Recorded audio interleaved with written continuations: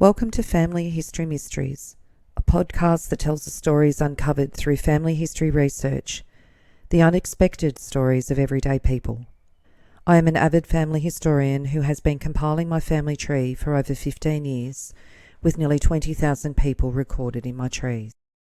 And please put a review on my podcast. That will certainly help in getting the word out there and creating more listenership. Episode 215, William Holden Watt. Part 1. William Holden Watt was born on the 10th of May 1865 in Sydney, and he was the child of John Brown Watt and Mary Jane Holden. His father was Scottish and emigrated to Australia by 1862, when he married Mary on the 30th of July 1862 in Canterbury, New South Wales, when he was 36 and Mary 20. William was the second born to 8 children. The will and bequests of his father, the late Honorary J.B. Watt, were mentioned in an article in the Sydney Morning Herald on the 3rd of August 1898. It says, by his will, the late John Brown Watt of Brunstath, Bournemouth, in England and formerly of Sydney, appointed as executors and trustees William Oswald Gilchrist, Walter Cumming Watt, Edward William Cox, William Holden Watt and Ernest Alexander Stewart Watt. To each of his daughters the testator gave an annuity of £500, free of legacy duty for their separate use, without power of anticipation to commence from the date of his death.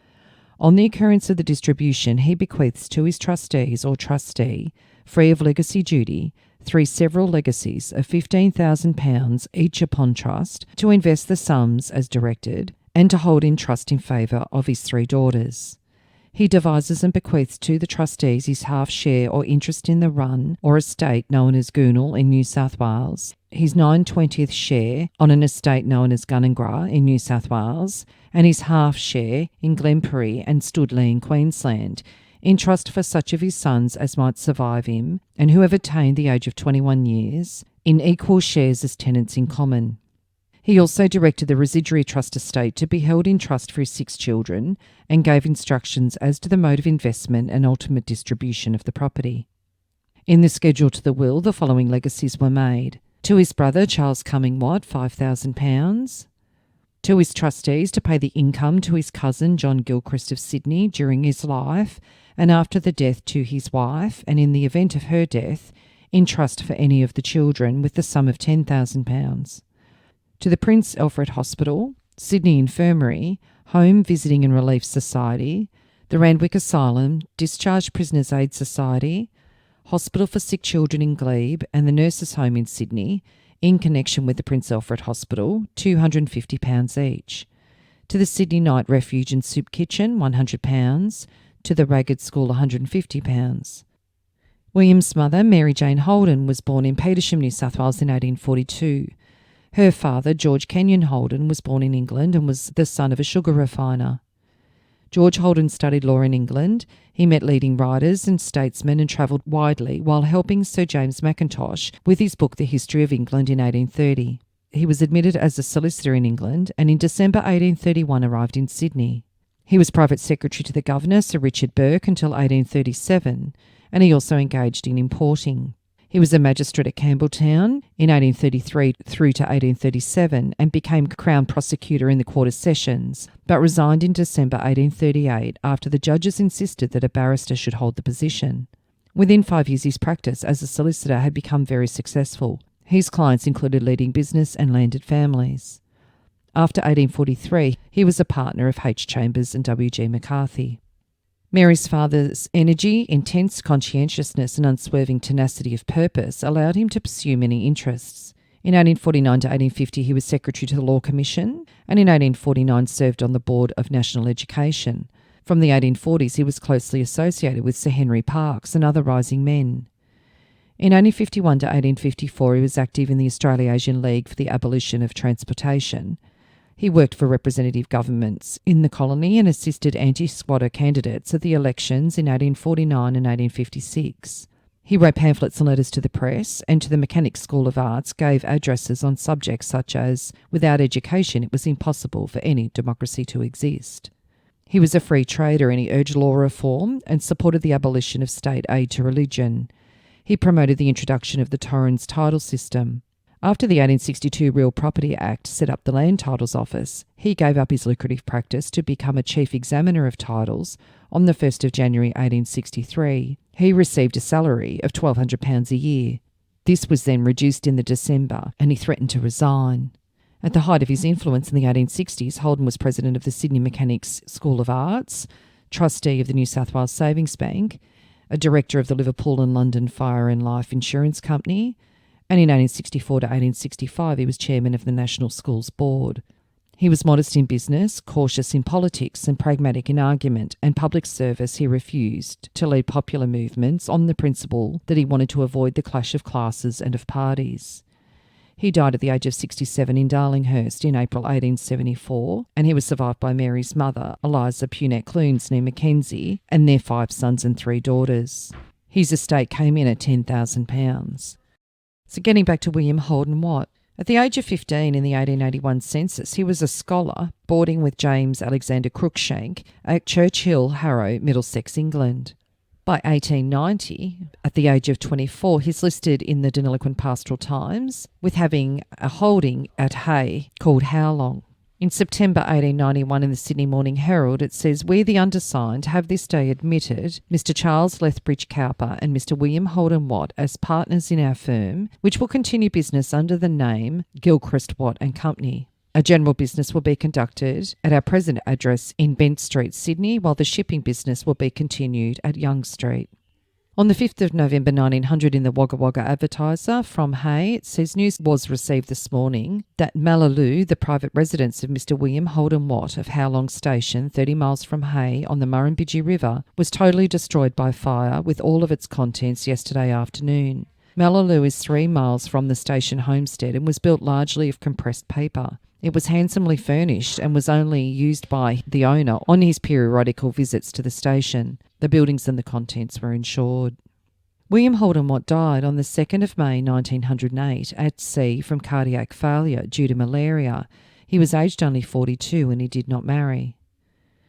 In the Rockhampton Morning Bulletin, and outlined his death. "Gilchrist, Watt and Sanderson yesterday received cable information of the death of Mr. William Holden Watt.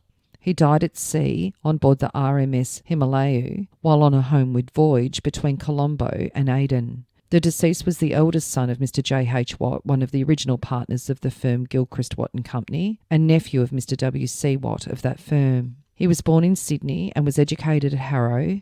He became partner of Gilchrist, Watt and Company in 1890, and on the formation of Gilchrist, Watt and Sanderson Limited, he was appointed one of the directors of the companies, which was a shipbuilding firm, the position he occupied until the time of his death.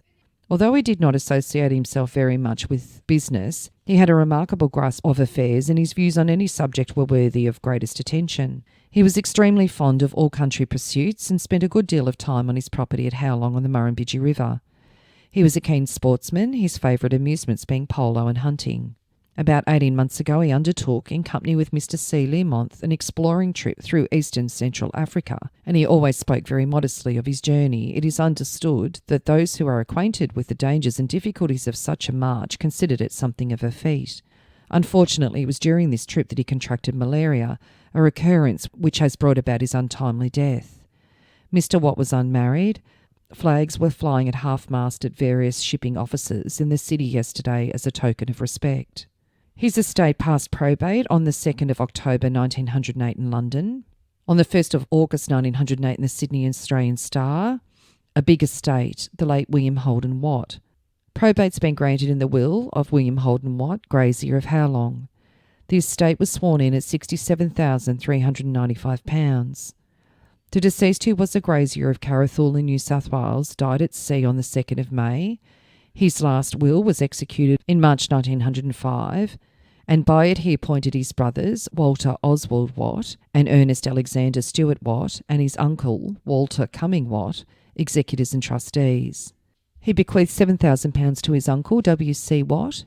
His shares in the firm of Gilchrist, Watt and Sanderson Limited and Wills Gilchrist and Sanderson Limited were bequeathed to his brothers in equal shares, and the following legacies were also devised.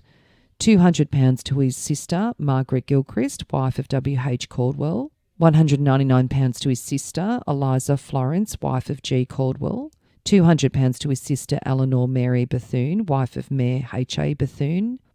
Marie Fanny Andrew, widow of T. Andrew of London, £300. Annie B. Shufrey, £1,000. E.J. Bailey MacArthur of Sydney, £500. John Woolley Allen of Sydney, £300. Thomas Mackenzie Fowler of London, £500. Gordon Huntley Campbell of London, £500. Herbert Gordon Lamb of Young, New South Wales, £300. Peter H. Munro, late manager of Bundooma Station in Queensland, £200. W.B. Hughes, manager of Glen Prairie Station in Queensland, £200. John Mather, manager of Howlong Station, £1,500. Mary Mather, wife of John Mather, £100. And certain other sums to present and former employees at Howlong Station. The residue of his real and personal estate he divides to his trustees, with the power to sell, convert, and get in the same as they saw fit. The testator stated that his late father, John Brown Watt, having made certain bequests in favour of his sisters, Margaret Gilchrist Corbell and Eliza Florence Corbell, empowered the trustees of his will to appoint separate trustees in respect of the funds forming the shares of his sisters. He directed trustees to hold two sums of £15,000 each upon trust, to be paid to his sisters. To his sister Eleanor Mary Bethune he devised £1,000 and directed his trustees to invest £6,000 for the benefit of certain nieces and nephews, and to set apart £4,500 for the benefit of certain godchildren. £1,000 was directed to be bequeathed to certain charities. Testator bequeathed the ultimate residue of his estate to his brothers, in equal shares as tenants in common. In the event of only one brother surviving, he bequeathed the whole of the residue to the surviving brother.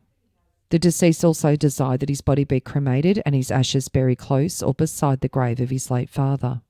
He also directed that £7,000 instead of £6,000 should be invested for certain nieces and nephews, £3,000 to his nephew, James Oswald Watt, and £1,000 to William Hay Caldwell of Mora Lodge in Scotland. The codicil also provided that his nephew, James Oswald Watt, should share equally with the deceased brothers in the ultimate residue of the estate, and directed that each of the brothers should have the option of purchasing the shares of his partnerships and interests in Goona and Dera stations, valued at £12,000, Glen Prairie and Studley stations, £5,000, Strathmore, £12,000, Lanlillo, £12,000, and the Blue Anchor Line Limited, £3,500. And a week later, a small article said, on the 8th of October 1908 in the Western Australian Bunbury Herald, from London, a wealthy Australian. The estate of the late Mr. William Holden Watt of Carrathal, New South Wales, has been valued at probate at £131,032, including £20,497 in England. The testator bequeathed £1,000 to English charities. So a little on his siblings that were mentioned in his will. As you would have gathered, their father was quite a wealthy man, and, with William being the eldest, his estate and residuary was passed on to his siblings, leaving them even more well off than what they were before when their father passed away. His sister Margaret Gilchrist Watt was born in 1863 in Sydney, and she married William Hay Caldwell on the 27th of January 1887 at the All Saints Church at Wallara in New South Wales. On the 5th of February 1887 in the Australian Town and Country Journal, it mentions that the wedding that excited the most interest in fashionable Sydney was the marriage of Mr. W.H. Caldwell and Miss Margaret Gilchrist Watt. Mr. Caldwell is an exceedingly fortunate young man whose visit to Australia has secured him fame, wife and fortune. As Professor of Natural History in Cambridge University, he gained the esteem of the Cantabs, but his discoveries with respect to the platypus obtained him a name in the scientific world, and now he's crowned his triumph by winning the hand of a Sydney heiress. No wonder the All Saints Church at Wallara was crowded, so crowded indeed that many of the regular congregation had to stand, their seats having been usurped by strangers from far beyond the confines of Wallara. Lord Carrington was present and seemed much interested. He was accompanied by E.W. Wellington. The bridesmaids included two of her sisters, and the bride was given away by her father, Mr. J.B. Watt.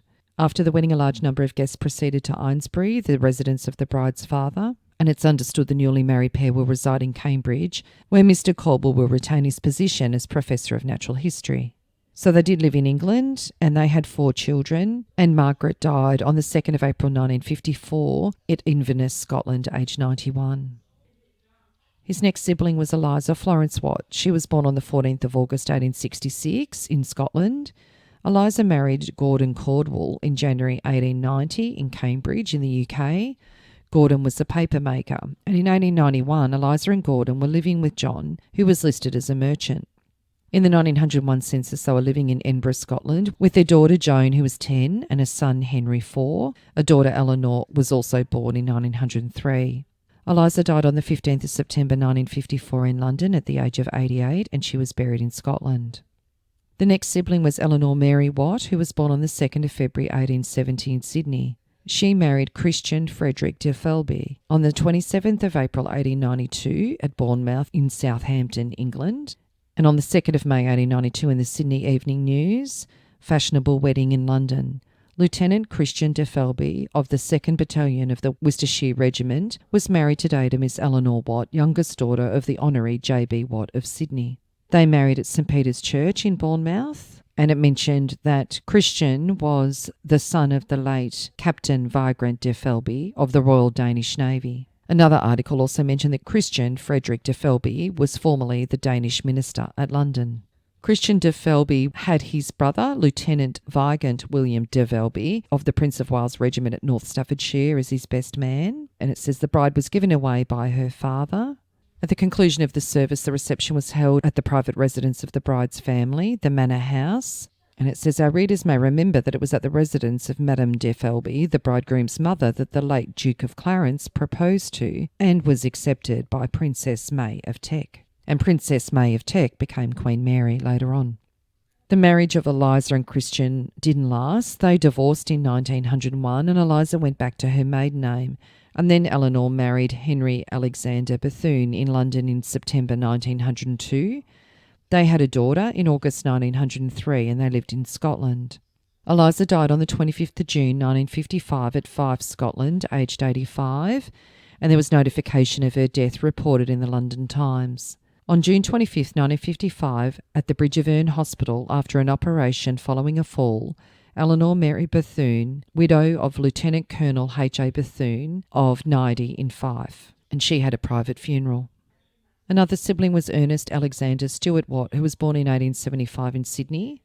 He was educated in England at Clifton College in Bristol, and he took the history tripos at King's College in Cambridge. He earned a BA in 1896 and an MA in 1901.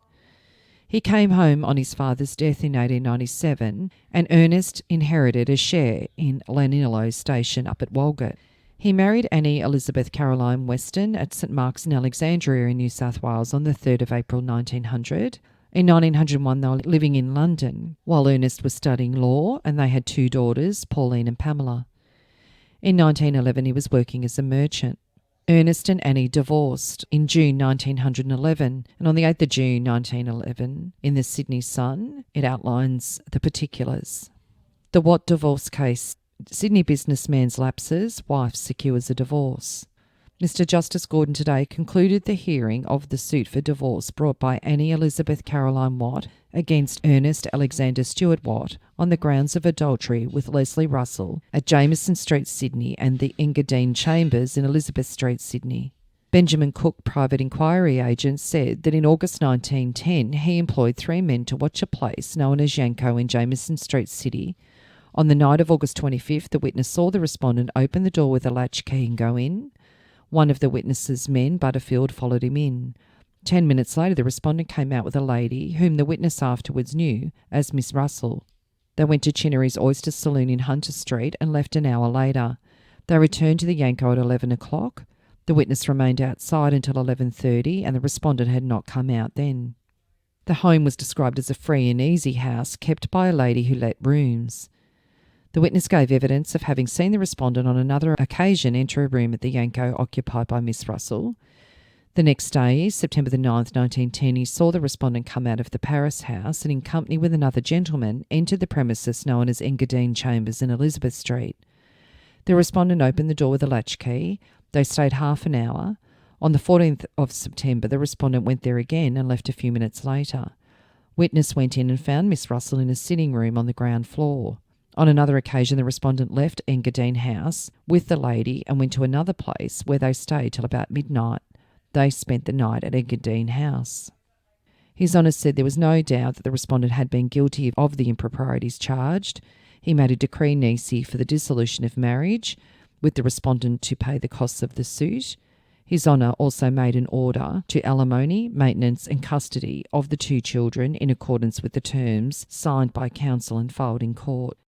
Ernest then married Marie Marguerite Burbom in London in February 1912. Ernest filed for divorce in 1913 and they were divorced in June 1914.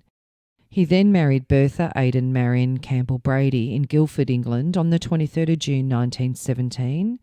They had a daughter, Felicity, in March 1919 in London. In 1922, Ernest became director of Ewers Smith's Art in Australia Limited. In 1927, he bought, with Hugh McRae, a short-lived magazine, The New Triad. He was a generous supporter of Australian artists and writers, especially the Lindsay brothers, and Sir Charles Lloyd-Jones became his close friend. He was described as a popular man about town. Ernest belonged to the Union and Australian clubs in Sydney and to the Melbourne Club. He loved the theatre and acted in amateur productions, once playing the title role in The Importance of Being Earnest. He played cricket at Cambridge and he later took up bridge and was a member of the Royal Sydney Golf Club. He was a racehorse owner and belonged to the Australian Jockey and Rosehill Racing Clubs and had a seat in the private stand at Newmarket in England. He featured in the Who's Who of Australia in 1922. It stated that he was a director of Gilchrist Watt and Company and Gilchrist Watt and Sanderson Limited and Sayers Allport Limited. He was also part owner of Strathmore and Glenprania stations in Queensland, of Goonell and Llanillo stations in New South Wales. He was rejected for military service and he acted as a schoolmaster at Guildford in England from 1914 to 1918. He was the author of The Love Letters of a Genius, which was published in London in 1905, Pauline's Book of Poetry, published in 1911, A Diary and Other Indiscretions in 1912, and To Bertha, which was a book of poems in London in 1919. On the 21st of February 1928 in the Sydney Evening News.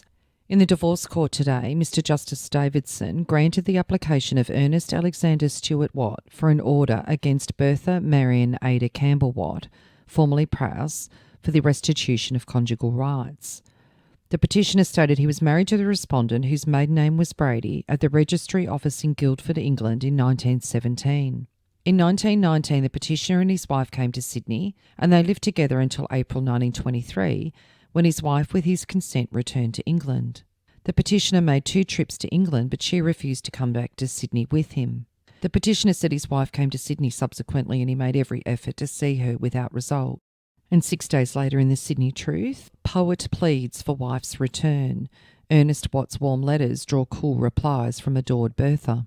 Bertha Marion Ada Campbell Watt is a daughter of the late Dr. A.J. Brady and a sister of the beautiful Moira, whose fashionable marriage recently thrilled Sydney society. Watt is a member of the well-known firm Gilchrist Watt and Sanderson Limited and is one of the most familiar personalities in the city. Reported worth anything up to £400,000 and connected with everything moving socially and financially, he has occupied a niche in society for many years. Long associated with art, music and literature in Sydney, Watt has promoted concert tours under which many illustrious European artists have visited Australia, and as a patron of local art he is well known. He is connected with the Triad and is a great worker on behalf of budding Australian writers. His marriage to Bertha was his 3rd venture in matrimony. He had 2 daughters, Pauline and Pamela, who are prominent society girls. Bertha's first marriage was to Captain Prowse, a naval officer, who was killed at the Battle of Jutland and with whom she lived about 10 years. It was as Prowse's widow that she was wooed and won by Watt in England. He wedded her at Guildford Registry Office in England on the 23rd of June 1917. Suing last week for the restitution of conjugal rights, Watt was represented by Mr Toos. The wife was unrepresented and made no appearance. Clean-shaven and dressed in a grey suit with a soft collar, Watt told in even, cultured tones the story of his domestic infelicity. He spoke with calm deliberation, leaning with folded arms on the front of the witness box. His wife had practically deserted bed and board since 1923, within 6 years of their marriage in England. Both he and his wife were born in Sydney. After their marriage, he lived with his wife in England till 1919.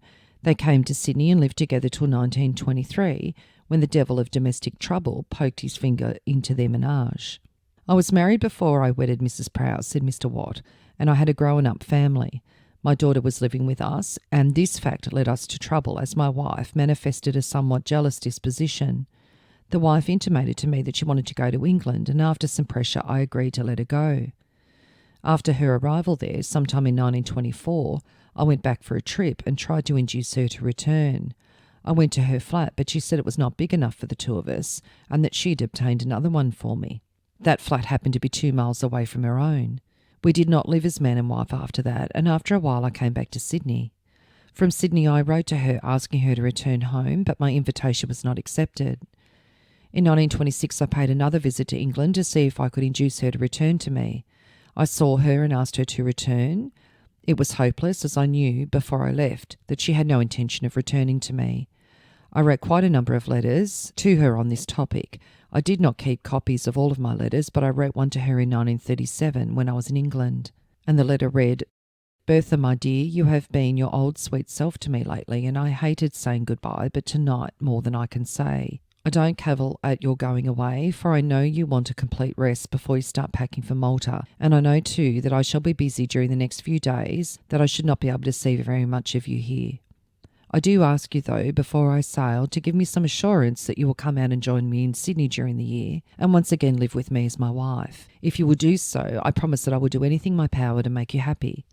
I've explained so often and so explicitly during the last few weeks why I think you ought to do that, and it is no use in my arguing any further. I ask you now to give me the answer I ask for. I shall leave here a really happy man, for I always know that you keep your promise.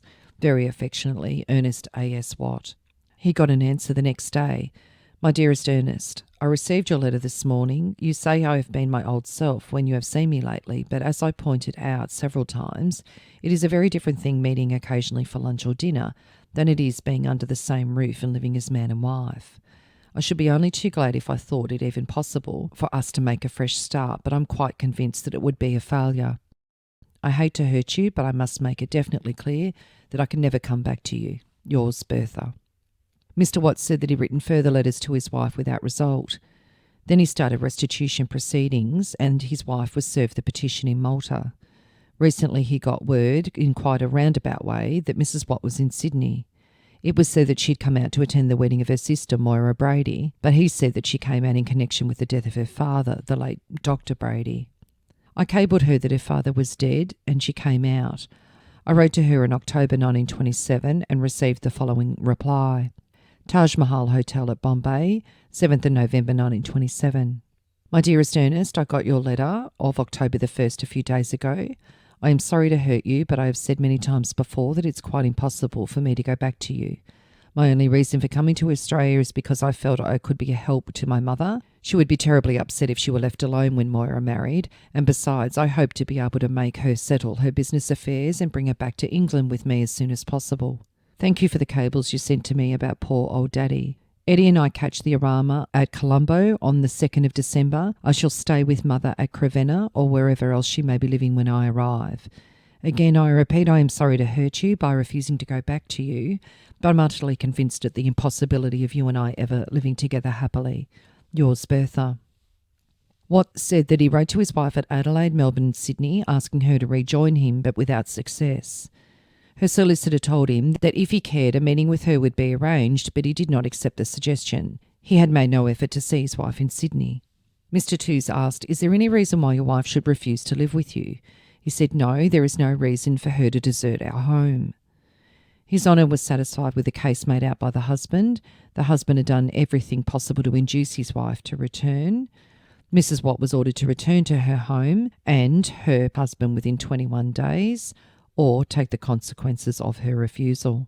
And on the 5th of October 1928, so 8 months later, a society divorce. In Sydney, Mr. Justice Rogers in the Divorce Court at Darlinghurst today granted the application of Ernest Alexander Stewart Watt for the dissolution of his marriage with Bertha Marion Ada Watt, formerly Prowse. Justice Rogers granted a decree nisi returnable in 6 months. Both parties are well known in Sydney society, and the story of a wartime romance lies behind the divorce proceedings. Mr. Watt's first wife was Miss Olive Weston, and his second was a relation of Sir Herbert Tree. Ernest then married for the 4th time to Ruth Edmonds Massey in Sydney in September 1929, when he was 54 and Ruth 24. On the 6th of September 1929, it announced the marriage in the Wagga Wagga Daily Advertiser. Social circles were very much interested in the announcement of the marriage of Mr. Ernest Watt, one of the most talked of society men in Sydney, who with his daughters Pauline and Pamela Watt entertained at many splendid parties at his home, Araluen at Bellevue Hill last year, and he's also a well-known art connoisseur and property owner. Ruth herself is an artist and comes from a family prominent in the musical and artistic world. In addition to her work as an artist, Mrs. Watt is well known as one of Sydney's best dancers. The ceremony was a very quiet one, with only immediate relatives being present. Miss Ruth Massey is the daughter of Mr. and Mrs. Thomas Massey, who are well-known residents of Newcastle. Ever since Mr. Watt returned from abroad, rumour has linked their names together, although they did not tell most of their friends of their engagement until a few hours before their wedding. They have taken a beautiful flat in Sutherland Avenue, Darling Point. The reception was held at Romano's, and Ernest Watt already has daughters, 2 of whom are older than his bride. Ruth and Ernest had a daughter together. On the 17th of January 1936, in the Government Gazette, it says, "Notice is hereby given that the partnership between National Provincial Bank Limited, as executor and trustee of the will of William Oswald Gilchrist and Ernest Alexander Stewart Watt, carrying on business as graziers at Lanillo Station near Walgett, under the name of Gilchrist and Watt, has been dissolved by mutual consent." And it seems that Ernest kept the property in his own name. Ernest died on the 18th of February 1954 in Sydney at the age of 79. And in the Sydney Daily Telegraph, it outlines his death. Death of Sydney art patron.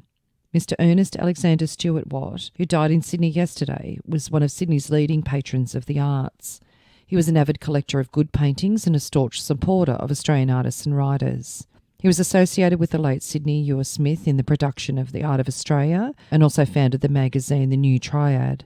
Mr. Watt's business interests were varied. He was a partner of the shipping firm Gilchrist, Watt and Sanderson. He was former chairman of Koitaki Rubber Company and was founding chairman of the Cremation Society. His pastoral interests were extensive. He was part owner of Strathmore Station in Queensland.